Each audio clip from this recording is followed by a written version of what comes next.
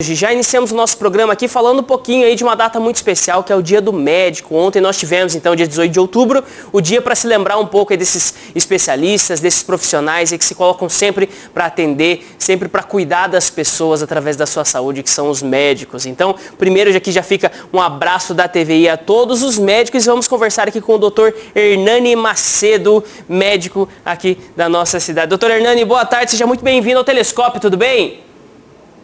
Boa tarde aí, Guto. Boa tarde, a Patrícia, que está aí também para fazer uma entrevista com vocês. É uma satisfação, é uma honra eu participar novamente. Já tive o privilégio de participar na TVI, mas aí dentro do vosso estúdio. Hoje a gente, por incapacitação e pelas exigências do distanciamento social, é mais conveniente tratar assim na forma de um link e usando a tecnologia que hoje nós temos disponíveis. Muito bem, esse é um novo modelo, né, que nós estamos adotando aqui no Telescópio, né, que também possibilita muitas vezes aí ser, vamos dizer assim, do conforto da casa, o pessoal poder participar um pouquinho mais aqui com a gente. E doutor, conta pra gente aqui primeiro, né, a respeito, vamos dizer assim, dessa profissão, desse chamado, vamos dizer assim, né, como que aconteceu na vida do senhor? Foi algo familiar, foi em algum momento, foi na hora de escolher mesmo no vestibular? Em que momento a medicina apareceu como caminho aí para ser trilhado na sua vida? Olha, a medicina na minha vida ela apareceu de uma forma bastante interessante, porque na verdade eu estava trilhando outros caminhos, né? Eu tinha a intenção de ser um militar, né? Eu estava estudando na escola de cadetes da aeronáutica, né? Gostava muito da aviação, sempre gostei da aviação, né? E percebi que aquilo não seria bem o que eu gostaria de fazer. E nesse momento, então, eu me direcionei à área médica, porque achei que eu também ajudaria melhor as pessoas como um médico, né? E não tinha, assim, num primeiro momento, não tinha muita preocupação, assim, meus pais são médicos, na família tem... Não, ninguém é médico na minha família, ninguém partilhou essa profissão, tenho várias enfermeiras na minha família, médico nenhum. Quando eu comecei a estudar, quando eu comecei a participar ativamente das matérias, eu percebi o quanto aquilo é envolvente. E é interessante porque durante o curso, você é jovem, eu entrei na faculdade, eu tinha 17 para 18 anos, né, me formei com 23, então você é jovem, você é muito eufórico, né? E você nota que você quer saber. A primeira coisa que você pergunta a um estudante de medicina, o que ele gostaria já de participar de imediato? Eu quero participar de uma cirurgia. Ele já quer saber de participar de atos invasivos e tal, que aquilo é empolgante, né? São situações empolgantes. Mas aí eu tinha um velho professor, estimado professor de semiologia. Semiologia é a arte de você entender os sinais e sintomas das pessoas. E ele explicava uma coisa muito importante para mim. Ele falou assim, olha, vocês alunos, vocês são jovens, mas entendam o seguinte, as pessoas com quem vocês vão tratar, que vocês vão procurar mitigar a dor e a dificuldade, são seres humanos, iguaizinhos a vocês. Então eles têm sentimento, têm alma, têm temores, têm aflições. Se vocês não entenderem esses fatos, essas características de cada um deles, vocês serão péssimos médicos. Se vocês conseguirem entender, vocês serão excelentes médicos usando muito pouco remédio para poder curá-las. E aquilo a gente na época falou, isso aí é um velho que está querendo dar uma vamos assim, de salvador da humanidade. Hoje, com os meus mais de 35 anos de profissão médica, eu vejo que isso cada vez é mais importante. O médico, sim, ele é um mitigador da dor, do sofrimento, ele estuda a vida inteira para poder dar esse acalanto às pessoas. Mas ele também é a pessoa que escuta, é a pessoa que está ao lado, é a pessoa até que chora junto com o seu paciente. Não é feio chorar com o paciente. Às vezes você consegue entender melhor a postura dele, a condição que ele sofre. Rapidamente, Guto, para não me estender muito, eu sou intensivista, eu trabalho só com pacientes extremamente graves. Uma enfermeira chegou para mim e disse, doutor, isso era mais ou menos umas 11 horas da noite. Eu tenho um pacientezinho aqui, o fulaninho de tal, não vou citar o nome, 89 anos, tá dando pontapé, chute, a gente vai querer medicar, ele chuta todo mundo, dá um calmantinho para ele poder dormir que não tem condição. Eu, assim, naquele primeiro momento, falei assim, vou dar um calmantinho para esse homem dormir. Eu falei, mas espera um pouquinho. Vamos conversar com ele um pouquinho? Vamos ver o que é que está acontecendo. Cheguei para ele lá, cheguei perto. O que está acontecendo? O senhor está revoltado, o pessoal está querendo te ajudar, está querendo sanar o seu problema, medicar. É um infartado, um paciente infartado. Ele falou assim, doutor, eu tenho óculos, que eu gosto de ler à noite. Você está querendo seu óculos? Eu falei para a moça, a moça falou assim, o senhor é velhinho, não precisa de óculos, vai descansar, amanhã o senhor vê essas coisas. Nossa. E ele desencantou com aquilo e ficou agitado e ficou nervoso e começou a tomar uma conduta totalmente fora do normal. Falei, não, peraí, vamos fazer o seguinte, vamos dar o óculos para ele. Pegou o óculos, pôs no rostinho, pegou o livrinho dele que está do lado da cabeceira da cama dele, começou a ler. Não demorou 40 minutos, vamos estar dormindo sossegado. Então, são situações em que a gente percebe que, às vezes, você entendendo, o médico entendendo o que é esse ser humano, a necessidade dele, ele cada vez vai ser um médico melhor na vida, né? Além do conhecimento técnico, obviamente. Isso é muito importante, né, de trazer assim, porque acho que talvez o nosso foco, o nosso olhar muito se volte para a técnica, para as matérias, para as prescrições e para tudo aquilo que envolve, né, que é muito importante. No entanto, é sempre uma relação humana, é sempre uma relação de um ser humano com o outro ali, é um olhar próprio que você tem que ter, né, e diz assim, no olhar do senhor a respeito do médico, né, dessa profissão, né, ela tem talvez ela tenha, você reconhece assim, ela com uma passagem assim, que não é simplesmente uma profissão como outras, mas tem um chamado próprio que necessita ter ali uma vocação natural da pessoa? Eu creio que no primeiro momento, às vezes as pessoas, às vezes os jovens mesmo, olham para a profissão como sendo uma profissão que, eu vou entrar nessa profissão, vou procurar fazer esse tipo de estudo, às vezes são pessoas inteligentes, e, porque eu quero ter o meu carro, eu quero ter minha casa, eu quero ter minha propriedade, eu quero ser uma pessoa bem-sucedida. Pessoas bem-sucedidas, Guto, elas são em qualquer profissão. Como também pessoas mal-sucedidas ocorrem da mesma maneira. Toda vez que eu tive assim o privilégio de acompanhar a vida de alguns colegas meus que objetivaram apenas a parte, a manutenção das suas vidas, quer dizer, a parte financeira e tal, eu percebi que eles se tornaram muito impessoais e com isso transtornaram um pouco aquilo que se diz respeito ao tratamento do seu paciente em si. Toda vez que eu percebi que colegas eram mais próximos, davam atenção aos sentimentos das pessoas, percebi que eram pessoas bem mais bem-sucedidas. Então, qualquer profissão, a vantagem que você tem de um profissional com o outro é o entendimento que ele faz daquela pessoa com que ele está trabalhando. Isso eu falo da parte médica, eu falo de um vendedor de qualquer tipo de produto, eu falo na profissão maravilhosa que é a profissão de repórter que você abraça, entendeu? São situações, você sabe muito bem, se a gente quer transtornar uma pessoa, com pequenas palavras você transtorna o humor dessa pessoa. Mas se você quer que aquela pessoa se envolva nos seus sentimentos, transmita aquilo que você gostaria que ela transmitisse para você, se envolve nos sentimentos dela. E você vai perceber que você vai ser melhor e você vai saber mexer com os seres humanos. Muito bem, faz parte também desse entender do ser humano, de olhar com carinho mesmo, olhar com atenção a todas as coisas, que isso envolve também todas as profissões, mas, vamos dizer assim, como você estava trazendo aí pra gente, né, faz parte também da atuação do médico, também de outras atuações. E nós temos algumas pessoas mandando recado aqui pra gente, agradeço bastante aqui quem está assistindo, participando, tem a Adelaide Franco aqui que mandou o seu boa tarde também, as pessoas curtindo aqui a nossa página, e você que acompanha aqui com a gente, pode mandar o seu recado também, participe, manda aí o seu comentário, sua mensagem, sua pergunta aqui pra gente aqui através do facebook.com/TV Itapê, também através do aplicativo aqui da TV Itapê. E doutor Hernani, falando agora um pouquinho de um acontecido, nós estamos, vamos dizer assim, em meio a esta pandemia, todos os desafios que isso tem apresentado, principalmente aos profissionais de saúde e algo, vamos dizer assim, que também acaba ficando um pouco mais exposto, um pouco mais sujeito, mesmo seguindo todas as recomendações, seria a contaminação pelo Covid-19, por este vírus, né? E isso acabou acometendo o senhor, né? Como que foi essa contaminação, doutor? Guto, tem alguns trabalhos que a gente está tendo a oportunidade de estudar e ler bastante.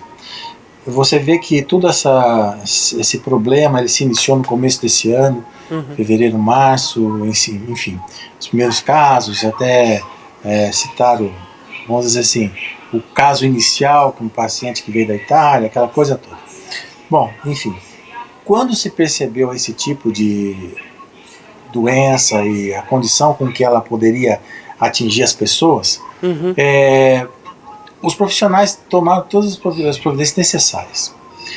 Eu conversando com alguns colegas meus de São Paulo, a gente percebeu o seguinte, que agora, a partir do meio do ano para frente, a incidência de profissionais médicos abatidos pela doença quase chegou a triplificar.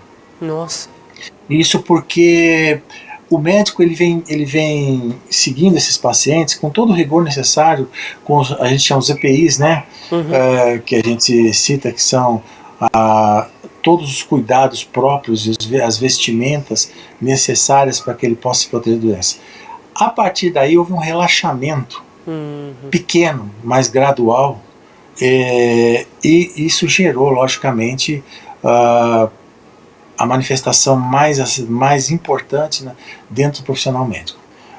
A gente tinha muito medo, porque aqueles médicos que tinham consultório eram os que estavam mais sujeitos a ter esses problemas, ou aquelas pessoas que atendiam o público de uma forma geral, as enfermeiras, imposto essa coisa toda. Por quê?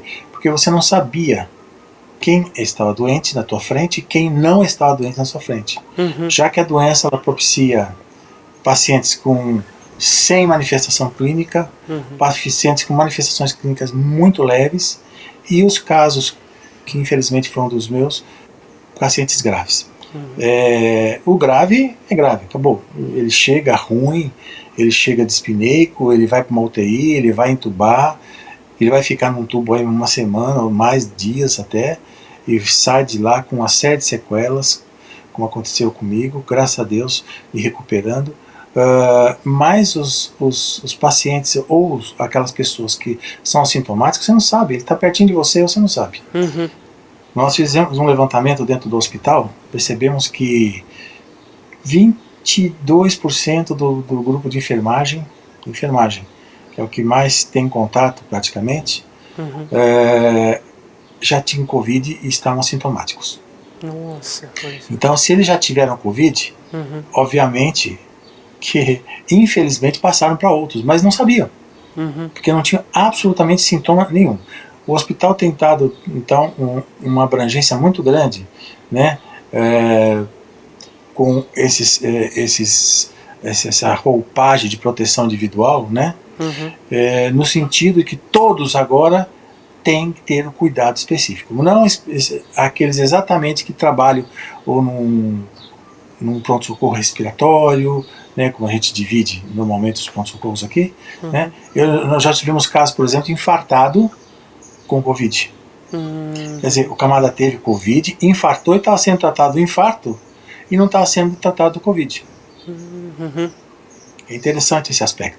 Tivemos casos também de pacientes que foram operados de apendicite com Covid. Ele teve o Covid, inflamou o apêndice dele, foi objetivado que era um apendicite simples, foi lá, foi operado, foi trazido para uma UTI simples e era um Covid.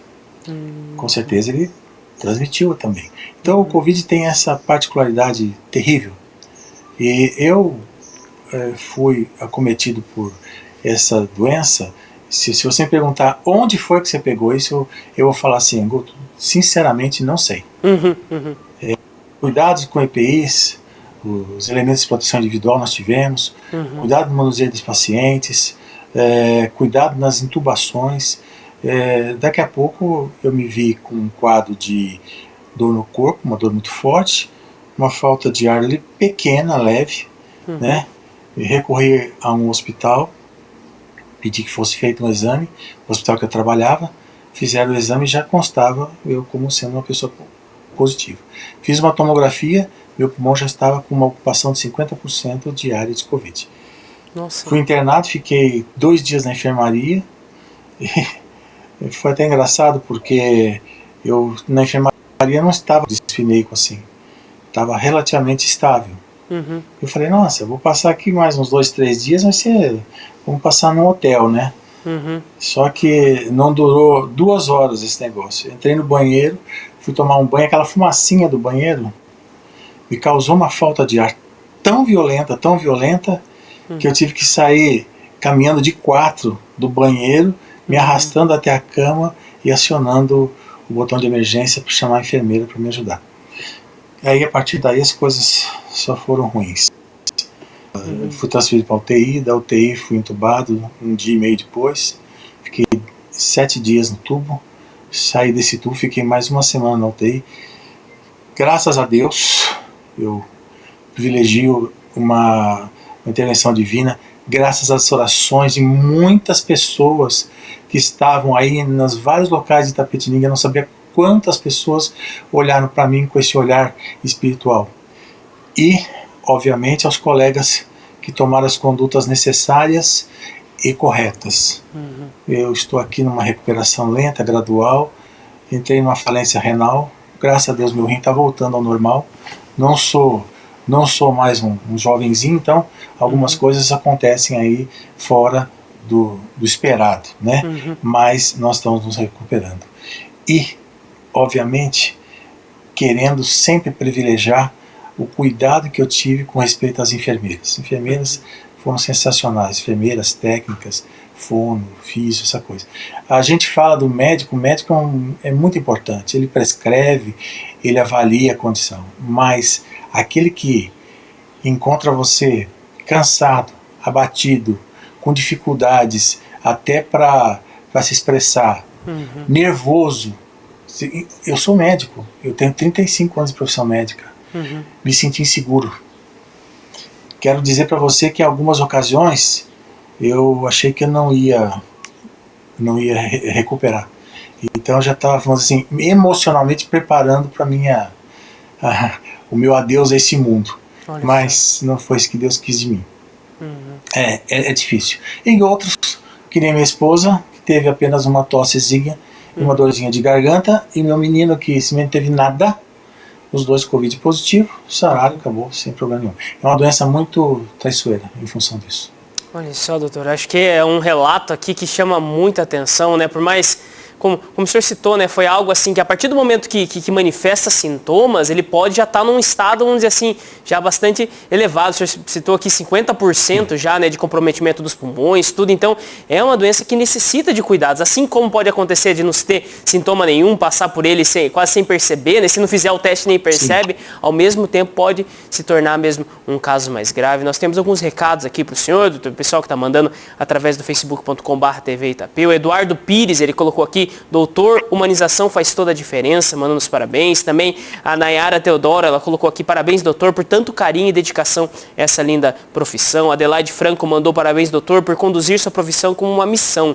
E ela coloca, né, que infelizmente nós vemos muitos médicos mercenários, isso é muito triste. Ela coloca aqui. A Rose Oliveira coloca também aqui muita saúde, aqui desejando o senhor. E de fato, assim, doutor Hernani, esse momento, né, onde nós vimos ali, é como se nós tivéssemos, assim, pessoas que estão lá lutando pela gente, que seria o pessoal da saúde, né? Que seriam os médicos, os enfermeiros, tudo. A partir do momento que é acometido, fica numa situação grave, todos ficaram um pouco preocupados, todos, de certa, como o senhor citou aqui, intensificaram as orações, porque você vê, assim, que de certa forma é alguém que estava ali para lutar contra e está, de certa forma, lutando interiormente, né? Contra esse vírus e tudo, e ter mesmo esse feedback, ter essa conversa aqui com o senhor, trazendo todas essas informações, né? Vendo aí o estado de recuperação, tudo, eu tenho certeza que traz muita alegria a muitas pessoas aqui. E, doutor, falando agora do estado atual, você citou que está com uma falência nos rins, está sendo revertida, né? E como que está isso? Já vamos dizer assim, já é uma sequela diretamente da doença ou já era algo assim que acabou sobrecarregando pelo tratamento? Como que foi, doutor?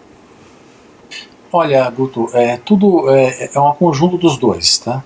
O tratamento foi um tratamento pesado, um tratamento difícil, né? E usa-se medicamentos fortes, e em algumas pessoas os rins, às vezes, eles criam aí uma certa dificuldade para depuração e começam a ter falência, né? Em outras pessoas isso já não ocorre. A doença também, ela por si só, ela tem a capacidade de degenerar esses tecidos.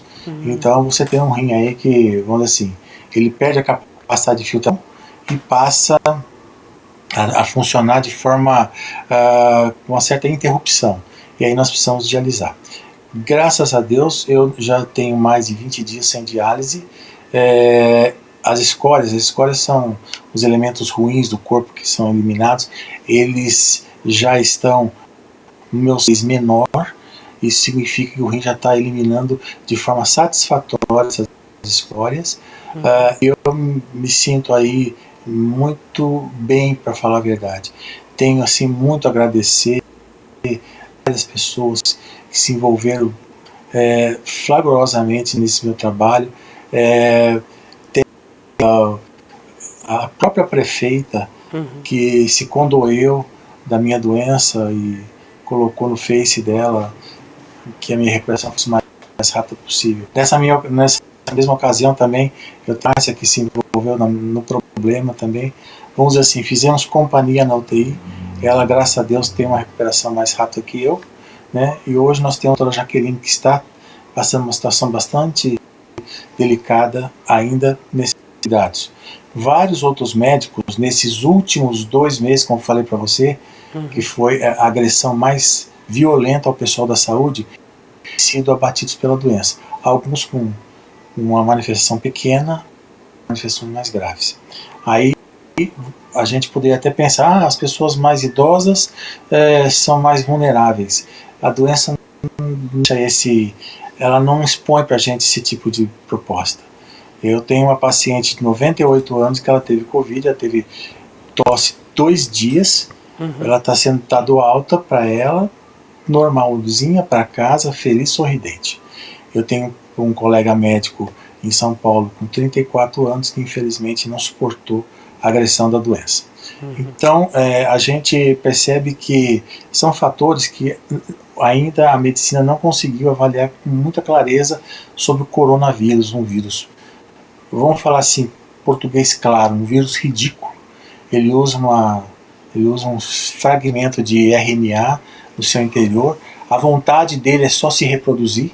Ele entra dentro de você com a finalidade de achar uma célula que possa replicá-lo. Só que nessa condição, alguns organismos reagem de forma muito violenta à presença dele, outros já de forma um pouco mais passiva. E essa é a condição. E a virulência, vamos dizer, a rapidez com que ele se transmite. Agora nós aqui no Brasil nós estamos tendo uma certa estabilidade das infecções.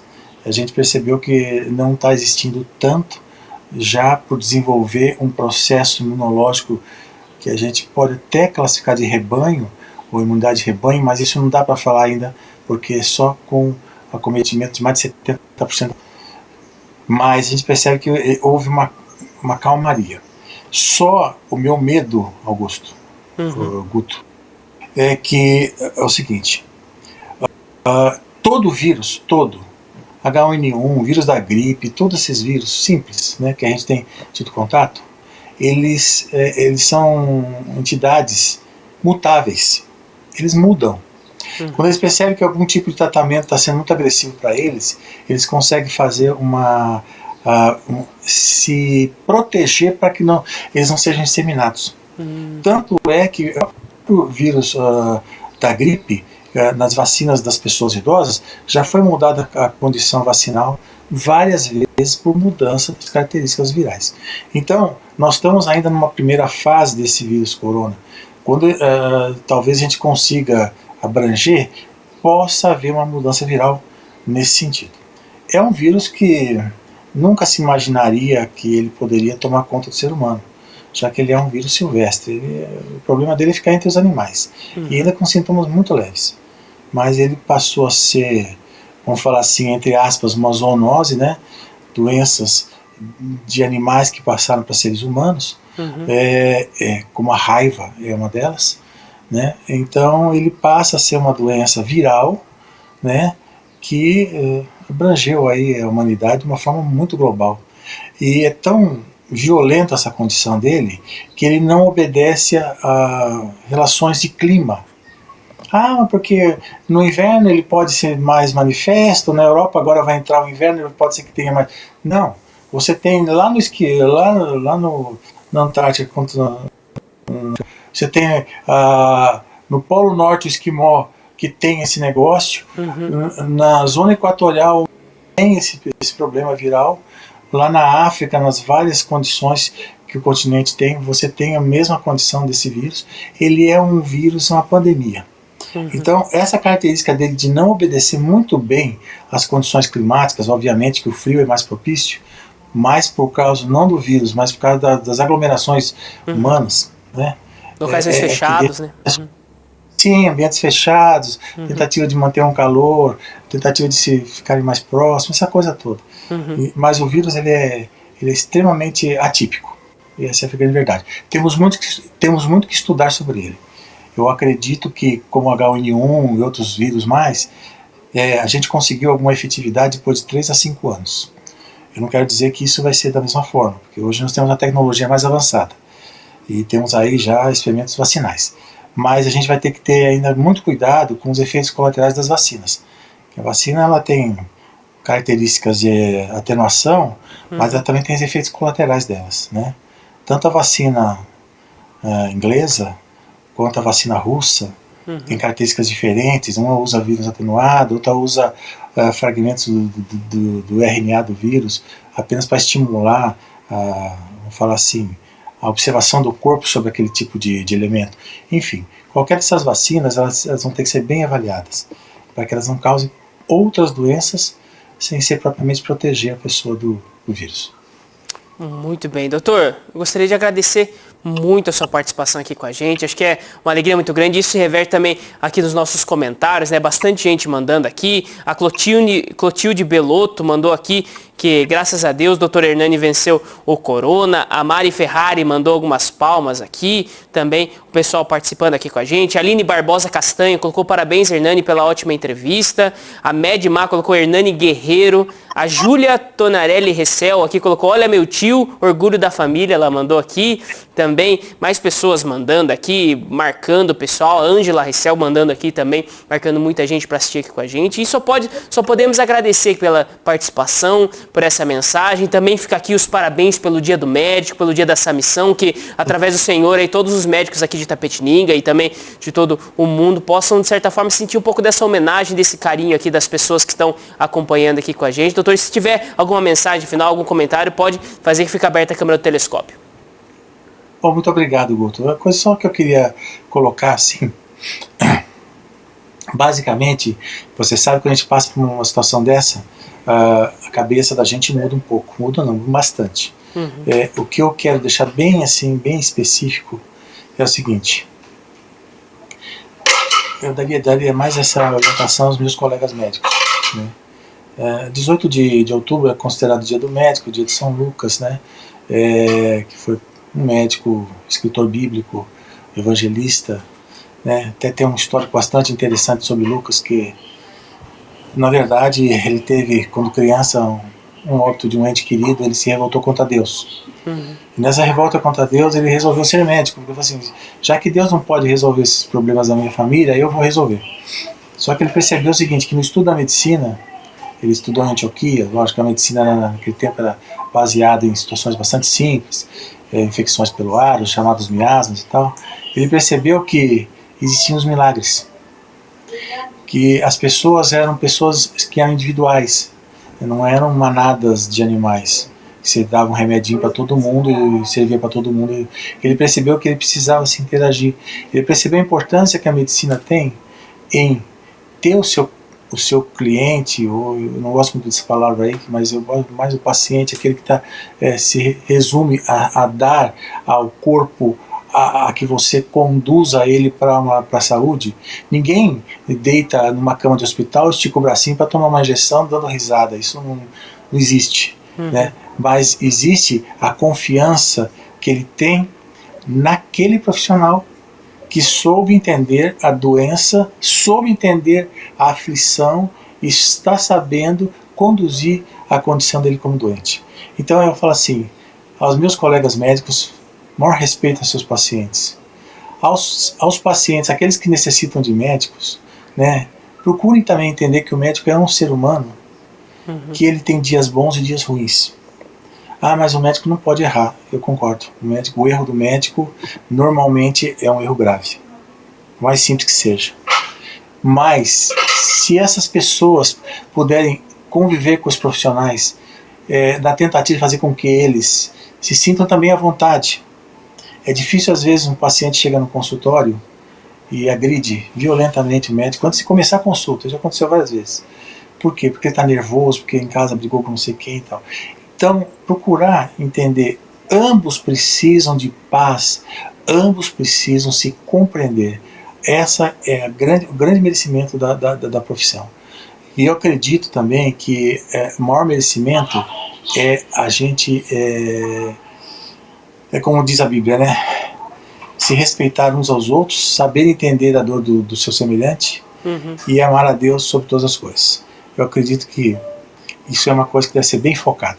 Dr. Hernani Macedo, então, conversou com a gente. Uma alegria muito grande poder trazer isso para você que está acompanhando com a gente aqui o Telescópio. Você que está mandando os recados aqui para a gente também. É sempre muito legal, muito importante poder ter a sua participação, ver, né, a comoção de muita gente que torceu, que rezou aí pelo Dr. Hernani, vendo aí a sua recuperação e também tanto sabe as palavras aí que estão falando aqui com a gente, trazendo aqui para a gente, então, no programa de hoje.